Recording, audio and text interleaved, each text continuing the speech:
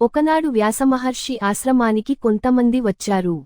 వారు మహర్షితో, స్వామీ, ఉన్నట్లుండి యమునానది పొంగినది. మేము నదిని దాటి అవతలి ఒడ్డునకు చేరాలి. ఏదో ఒక ఉపాయము చెప్పండి అని అన్నారు. అప్పుడు వ్యాసులవారు, నాకు కొన్ని ఫలములు, కొంత పాలు తీసుకొనిరండి అన్నారు. ఆ విధంగానే వారు పళ్ళు, పాలు తెచ్చి మహర్షికి ఇచ్చారు.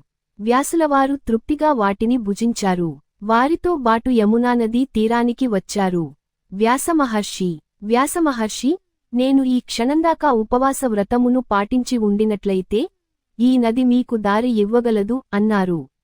వారందరూ, ఇదేమి స్వామీ, మీరు మా ముందే మేము తెచ్చిన పాలు, పళ్ళు ఆరగించారు కదా, మరి ఈ నది మాకు దారి ఎట్లు ఇస్తుంది అని ఆశ్చర్యంతో అడిగారు.